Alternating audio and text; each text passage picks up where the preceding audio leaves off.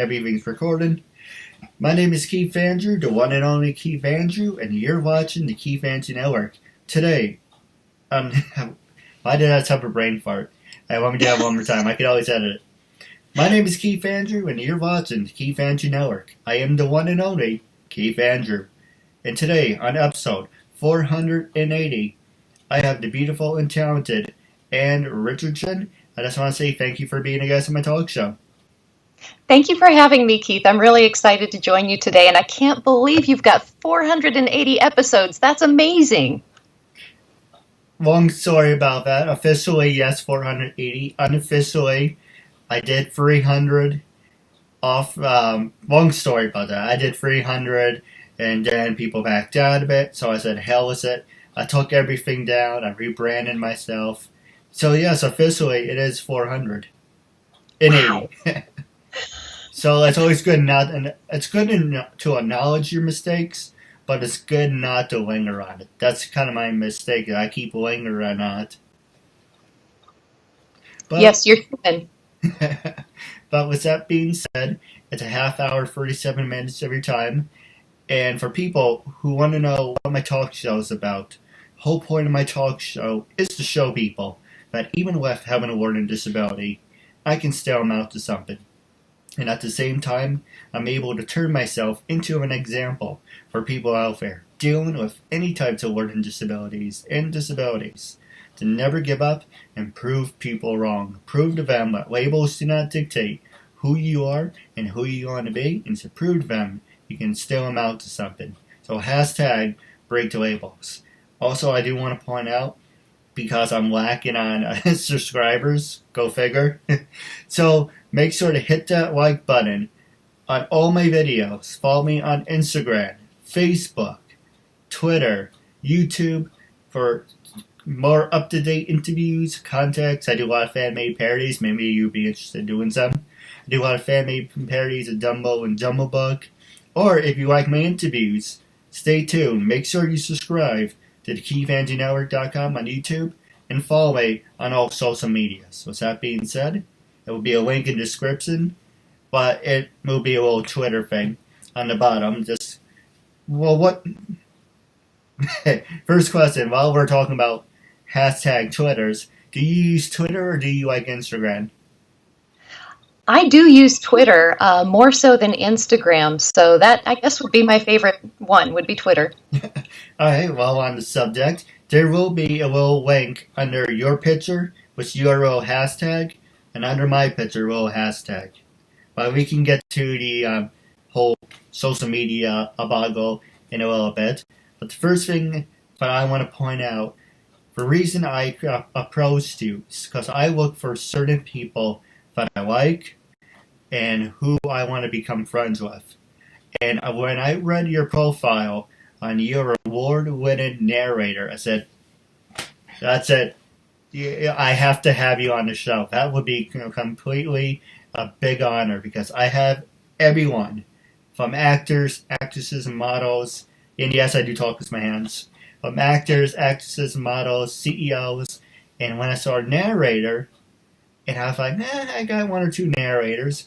But I saw you are a award, keyword, award winning. I wasn't doing that to be a jerk, but award. Well, I didn't do it again. Don't mind me.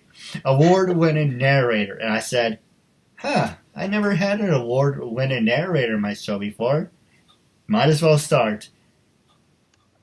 Well, I'm really excited. I'm flattered that you feel that way. I actually am proud of my achievements. The awards that I won that you're referring to are from AudioFile magazine. I've got 2 Earphones awards for narrations that I did.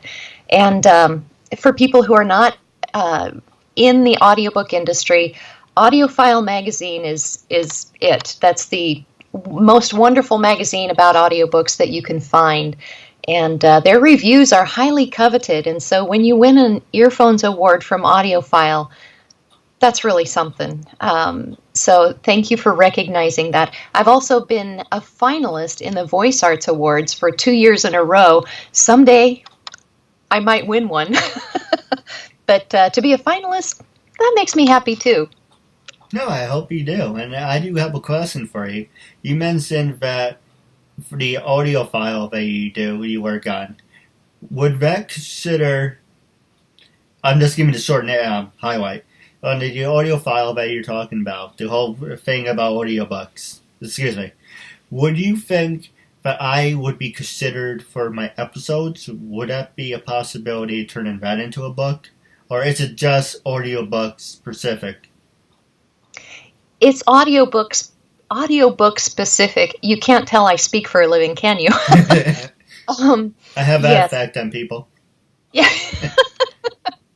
Audiophile is only for audiobooks. I'm sadly unfamiliar with podcasts and web shows, so I can't be of much help there. I'm sorry.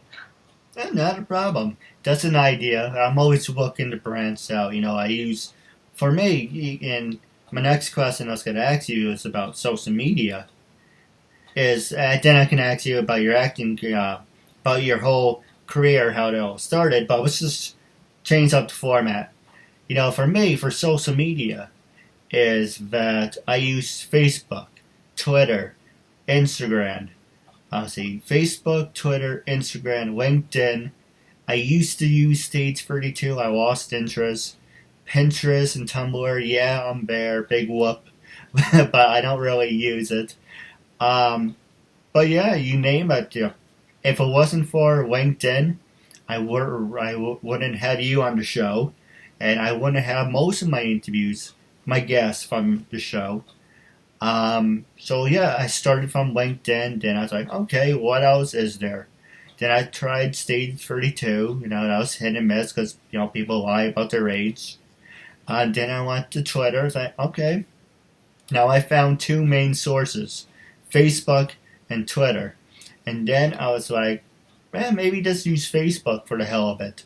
But for the question I was going to ask you, was a little segue, is for you. What are your top 3 websites that you use? And then if it wasn't for these websites, you wouldn't be doing what you're doing.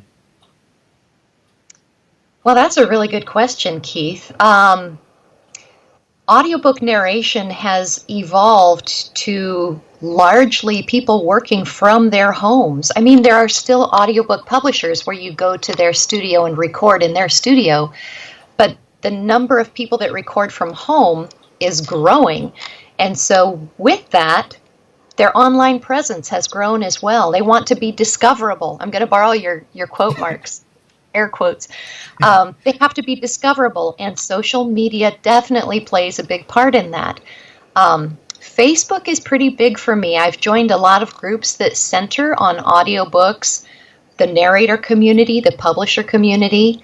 I am also on LinkedIn. I think LinkedIn is a great platform for a more professional discourse. I don't find a lot of updates about, this is what I ate for dinner, or look at my funny cat video on LinkedIn. I find it a very effective way to share your accomplishments, what you're doing with your business, and to reach out to other business professionals. Facebook, like I said, has been very important to me. Twitter is important to me, but not as much as Facebook and LinkedIn. I have limited bandwidth. I feel like I can only focus on a few things and give them the attention I like to give them. So branching out beyond LinkedIn and Facebook and email is really taxing my little brain. And I don't maintain the presence I should on Twitter and Instagram. So that would probably answer your question. It's funny you mentioned bandwidth.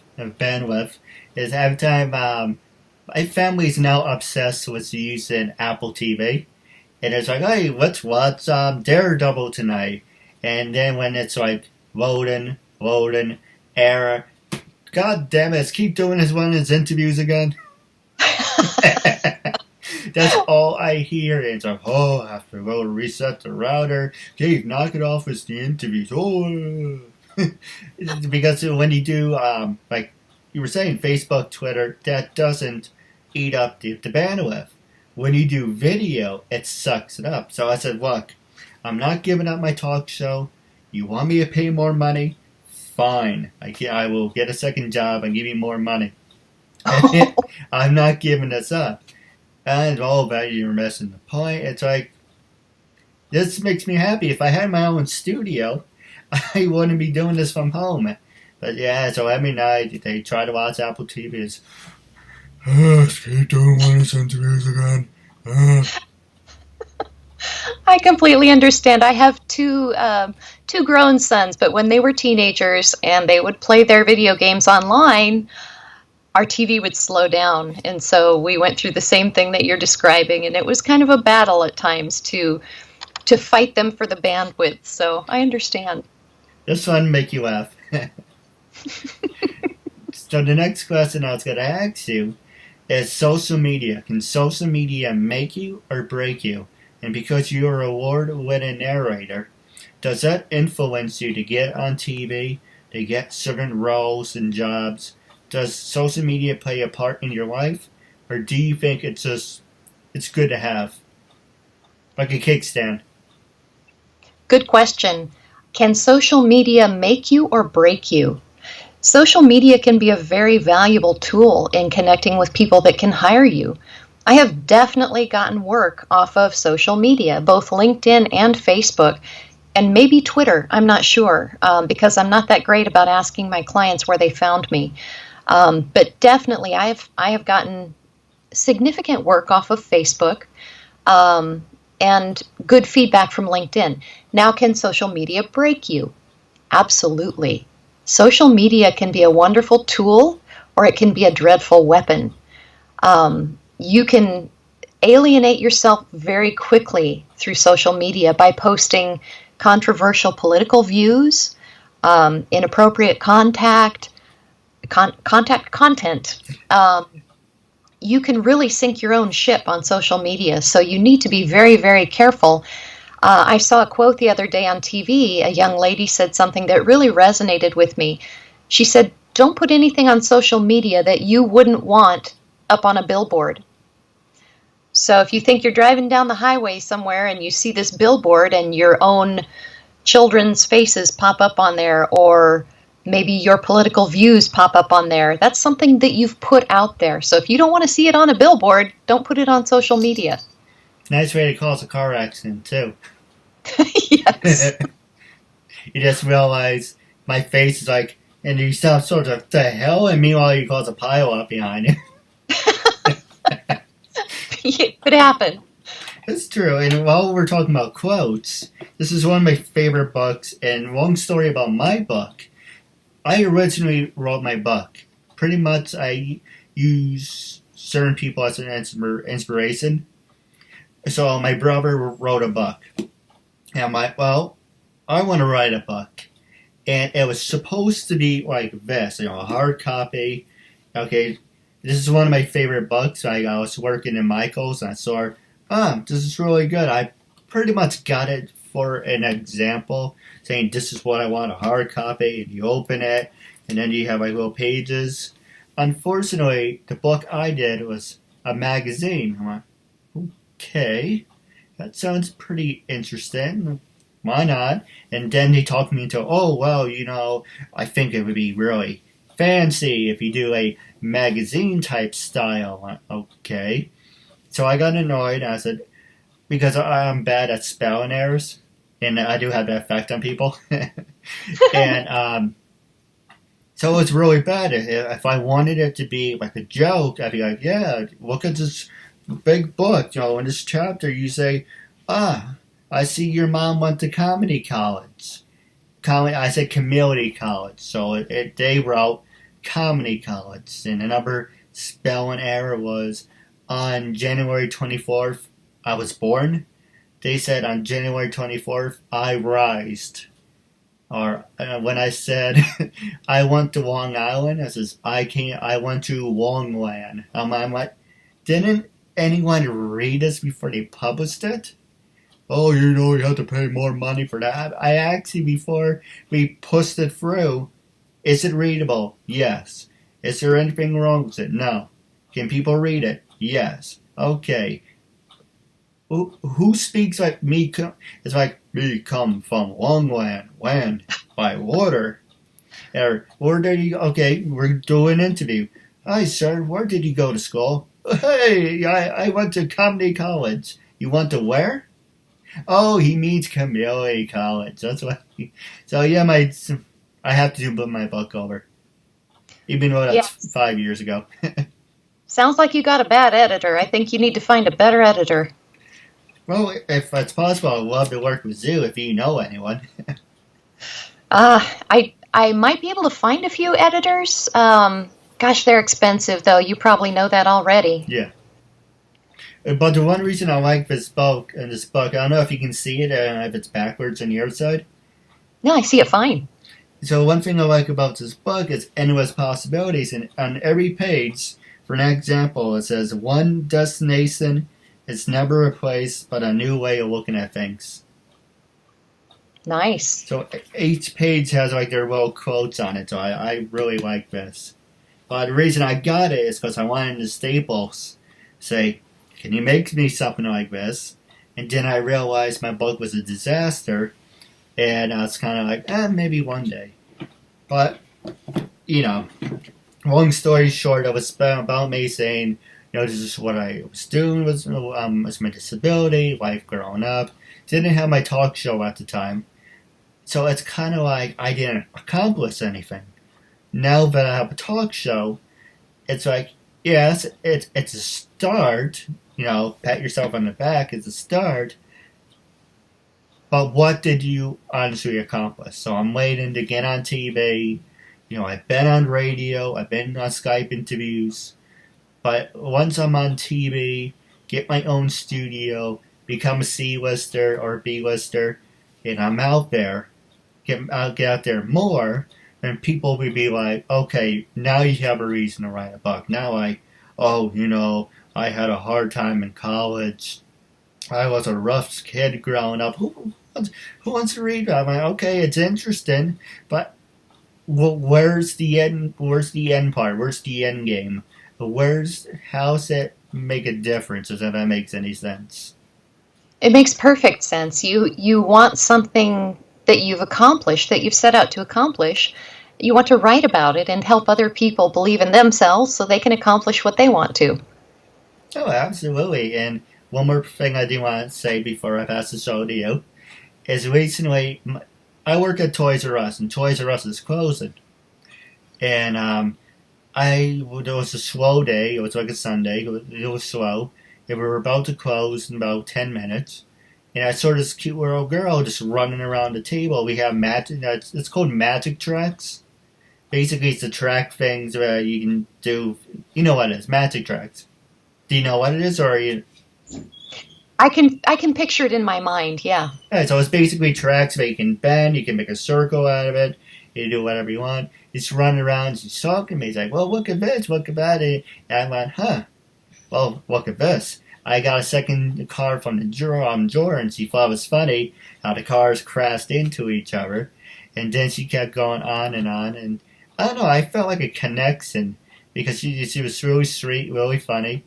And then I introduced myself to the parents and say, by the way, do you guys like YouTube? They're like, yeah, we love YouTube. Hey, how would you like an autograph from an upcoming celebrity? Her eyes looked like they were about to pop out of her head because she was so excited. She ran around, oh my god, I got an autograph from an upcoming celebrity. She was really cute. It made my day because I thought, if I can have that reaction on someone, then, the sky's the limit. There's no limits out there. Excellent. Believe in yourself. That sounds like a really fun experience that you had, and that girl probably still has your autograph. Hopefully. But this is not about me, this is about you. And so the question I was going to ask you is actually, yes, don't mind me, I had a brain fart. The first question I was going to ask you is, who influenced you to become a narrator, and have you ever worked with people with special needs, besides me? Who influenced me to become a narrator? It would have to be my grandmother and my mother. They each read to me every night before bedtime. Obviously, my mother read a lot more than my grandmother did because she lived in a different state and her visits were not that frequent. But but both of those women are very inspirational to me. They read with such empathy and excitement and articulation that I couldn't help but love reading aloud after that. And so I read to both of my boys and volunteered to read in their classrooms and in the library. And I think it's very important that parents spend that time with their children when they're young and even as they grow older, reading stories to them. And not just small children's stories, but parents should not be afraid to read more advanced material because kids are a lot smarter than we give them credit for. They can definitely comprehend more sophisticated stories than we think they can. So that was my inspiration to become a narrator. And have I ever worked with people with special needs? I'm glad you asked me that.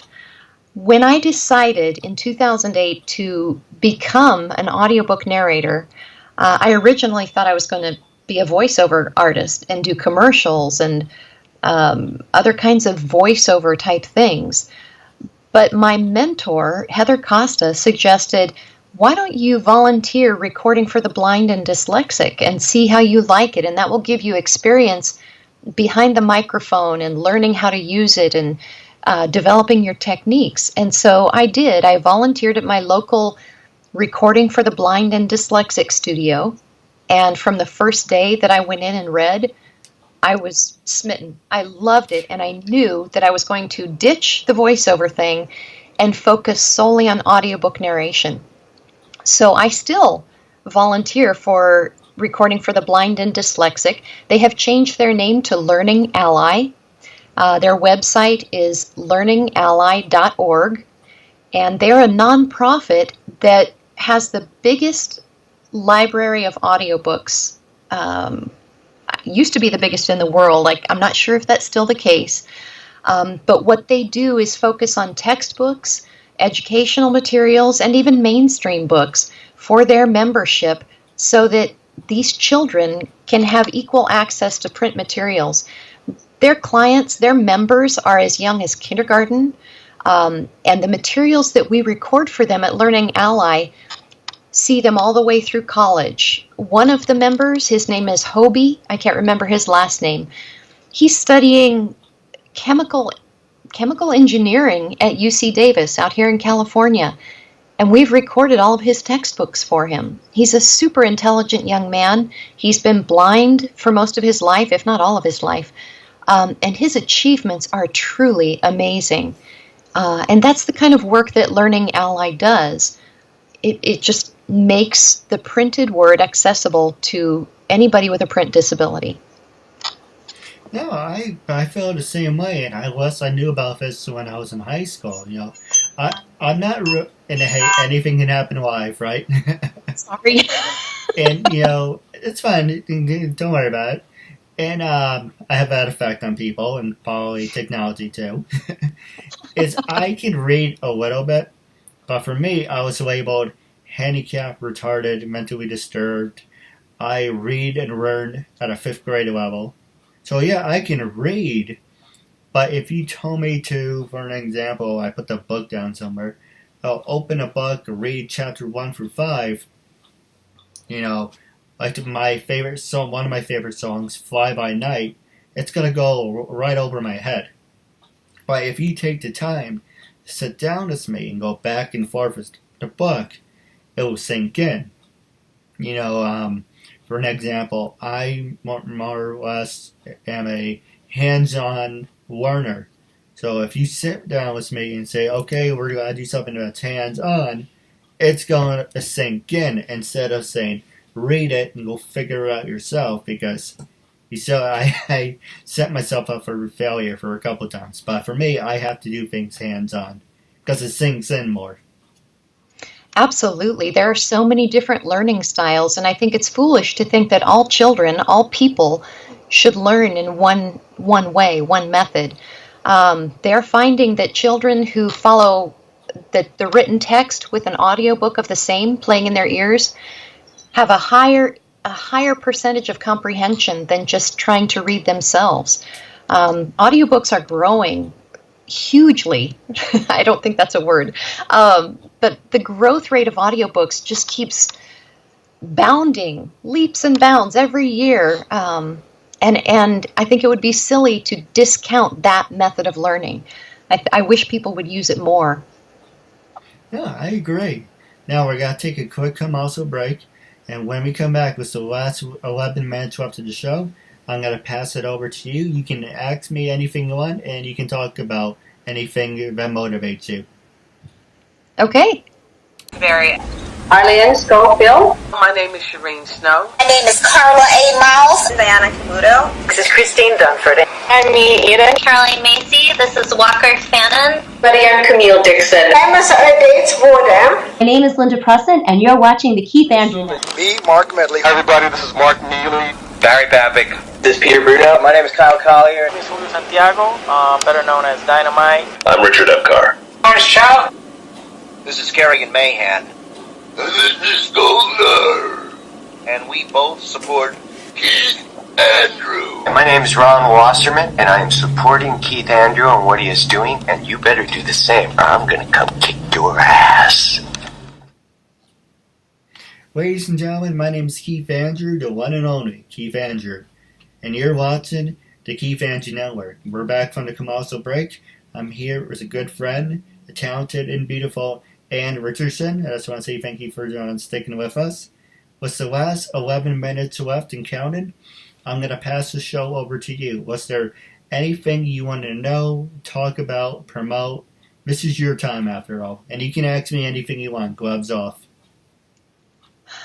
Wow. I guess I would like to ask you a question, Keith. I want to know how you became so proficient with social media. Did you teach yourself? Did you take a course? Did somebody help you? You seem to be a wizard at this.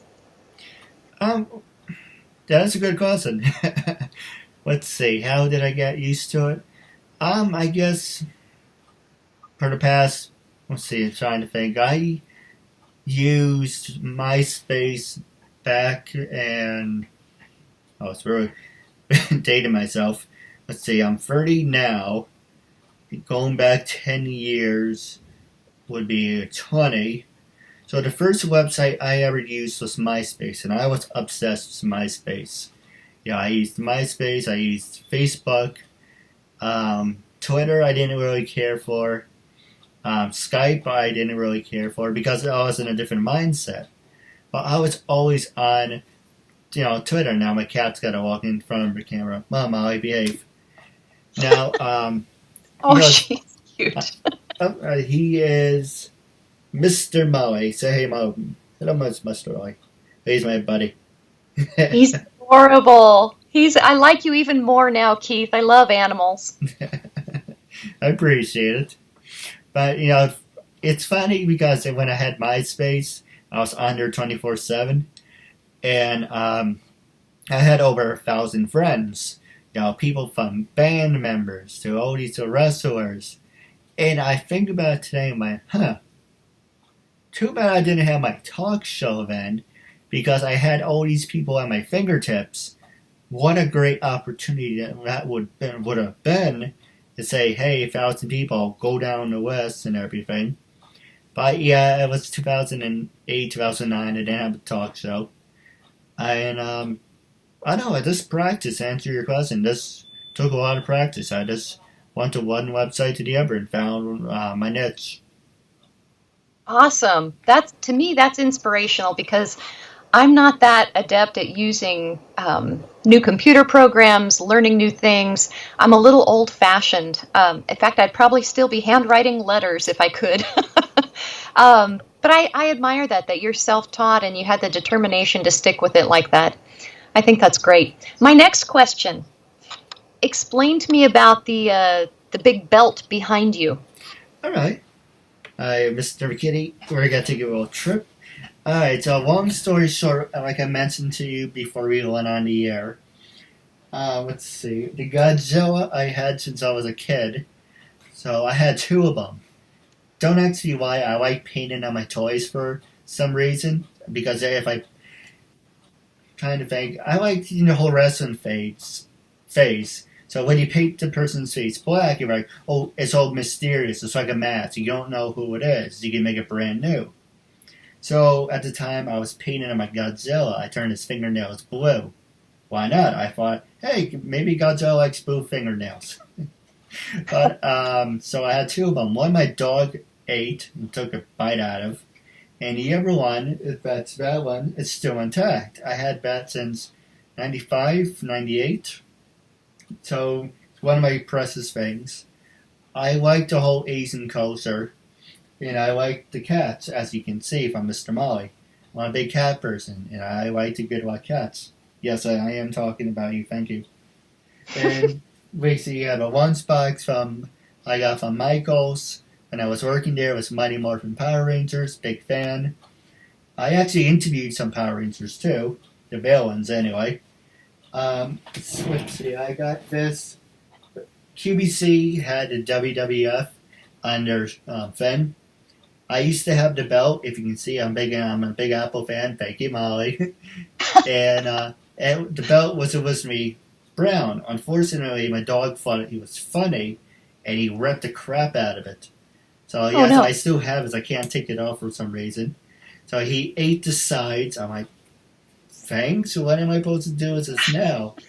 So I have this, and it's really cool. It says WWF, and it has 1997 on it. One of my oldest things I still had. I originally had it in a crate, and then I was kind of like, I need decorations, and I was kind of thinking about it. Yeah, maybe the dog did do something right. Now I need a decoration.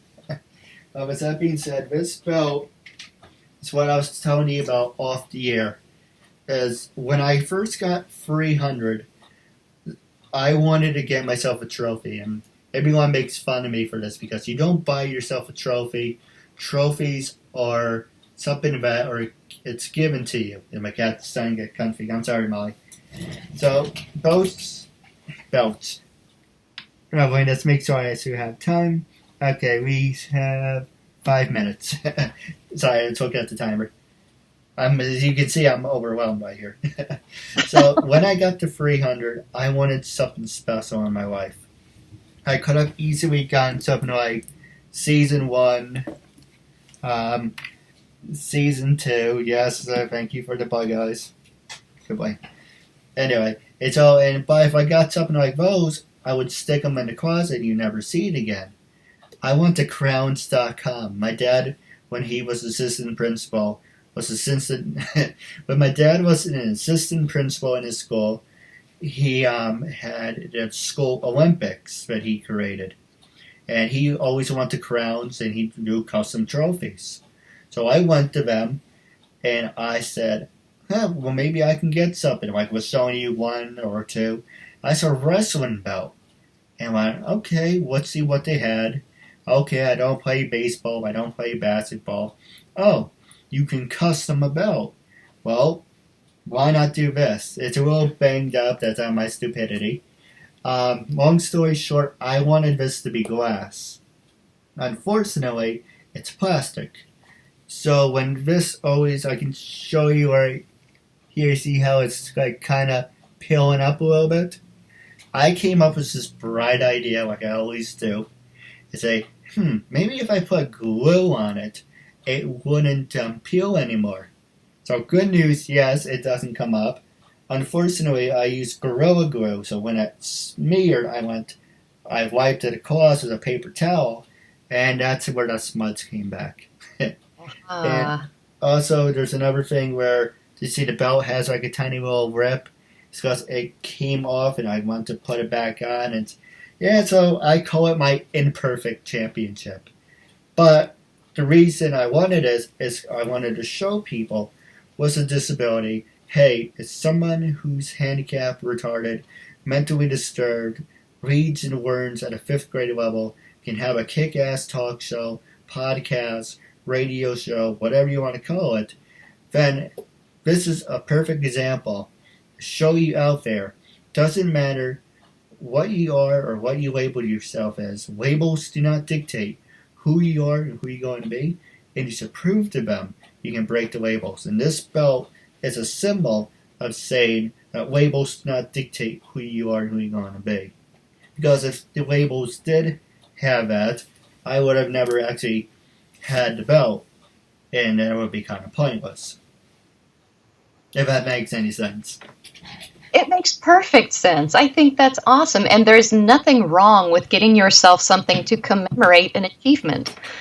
I think that's amazing. Every time you look at that belt, you will see what you achieved. And it'll bring back that memory in your mind that you triumphed. You set a goal and you met it.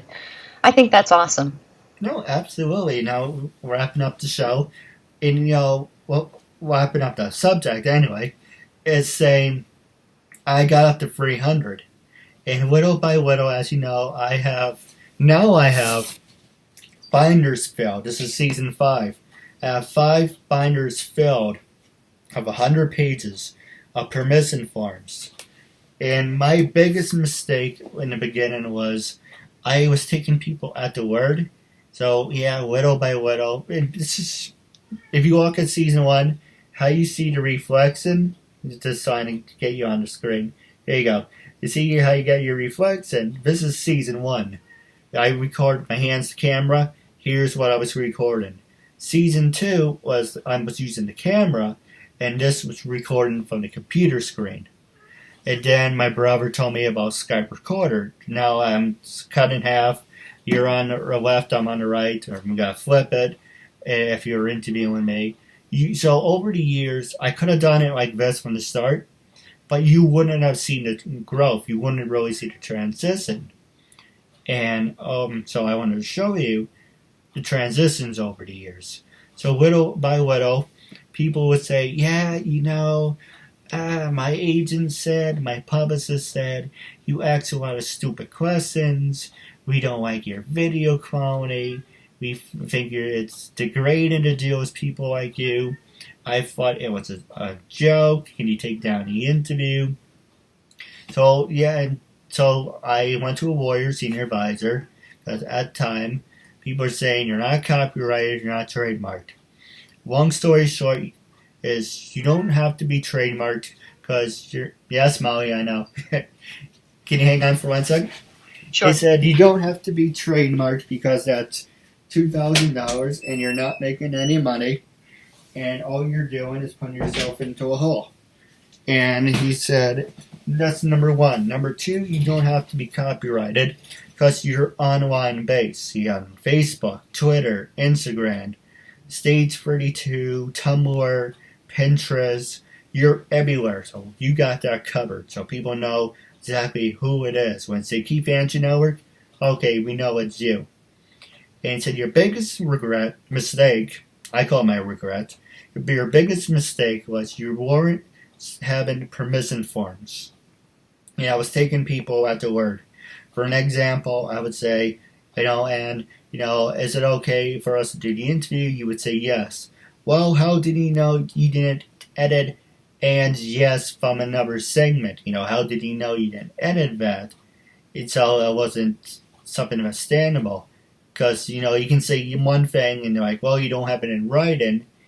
It's not, supported. So that's when I got to 300. I took everything down because little by little, people were making idle threats. Oh, we're going to sue you. We're going to do this. We're going to do that. So I said, screw it. So I was listening to a called Uncensored. Because I like to KeithAndrewNetWork presents Uncensored. I'm a big wrestling fan. And so I took it down. Now I'm just called KeithAndrewNetWork. But it's the theme Uncensored. Freedom of speech, self-expression. And summing up a long story, I created a permission form. You sign the form, and you're going to stand by it.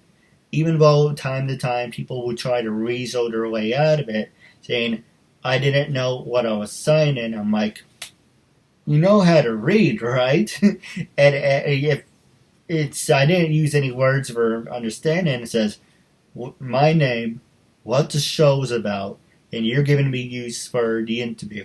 That's it. And then all of a sudden, it's kind of like this whole big thing, or they're trying to scare me and everything. But you sign the permission form, you gotta sign it, stand by it. You don't sign the permission form, I want nothing to do with that person. because I was no reason, because I did 300, then I had to do it over. I did another 300, so that's 600. And thanks to you, we're all on our way to 500, so that's 700. Plus the demo interviews that I did, that's 72. So 772 unofficially. Officially, that's why it so drives me nuts, because you're supposed to be in the 700s, but I had to start from scratch. Anyway, without going on a big rant, that's my whole story in a nutshell. Got it. Well, congratulations on your 480th episode. Are we out of time? Yeah, for the interview, but I do have a couple questions for you off the air. But well, if you don't mind, I want to go back to something that we said, and I'll make this quick. Yeah, go ahead. In the beginning of the interview, we talked about your book and how your book editors weren't so great, and you have to redo your book. And I said, sounds like you need to find a better editor, and they can be expensive. Yeah. I want to make sure that I clarify what I said.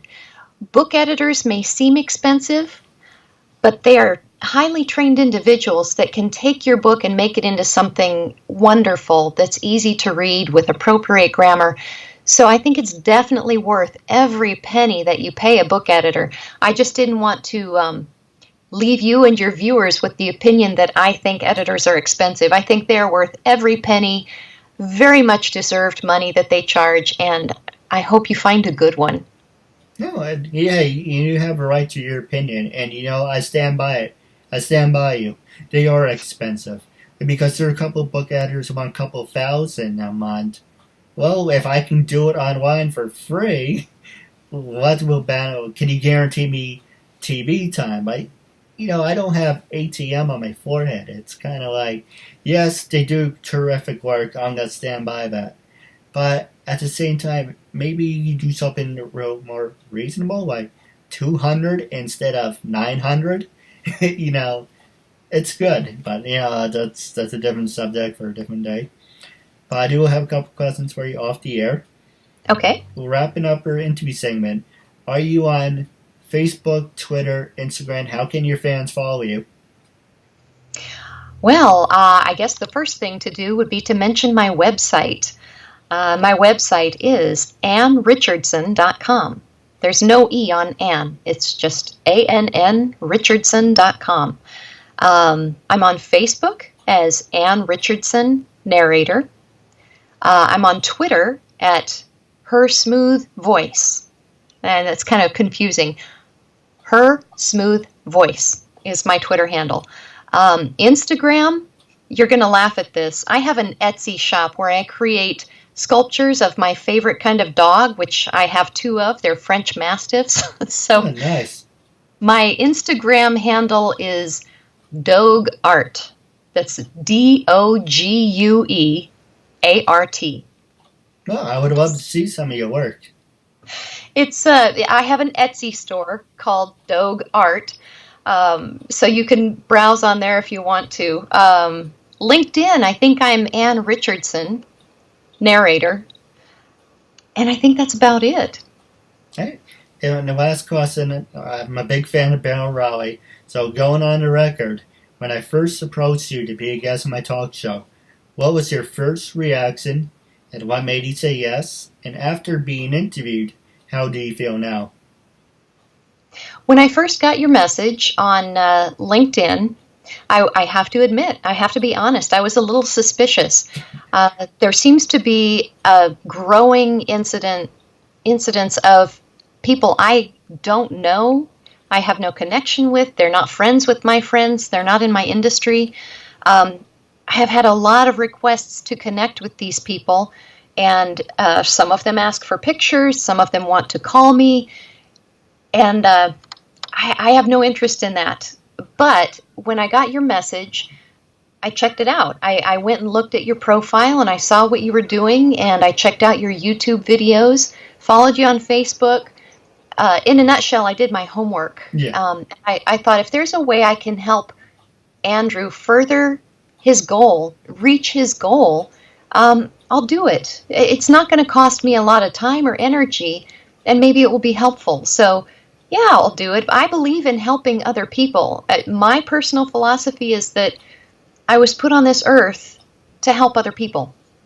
And so I do a lot of volunteering, like I mentioned, for Learning Ally, because I think everybody should have access to the printed word, whether it's audible or visual or acted out in a play. I really feel strongly about that. So, I want you to achieve your goal, Andrew. And now that I have been on your show and you've interviewed me, I'm delighted. You're a really nice guy, and I would like to see you achieve your goal. Yeah, I appreciate it. And if there's ever anything you want me to promote for you, like a banner, I can do that for you. You help me, I help you. Awesome. Thank you so much. We'll talk about that. Now, wrapping up our interview segment, I do have a couple of questions off the air. But wrapping up, it was a real honor and privilege having you as a guest, and I'm looking forward to part 2. Thanks for having me on. Bye, everybody.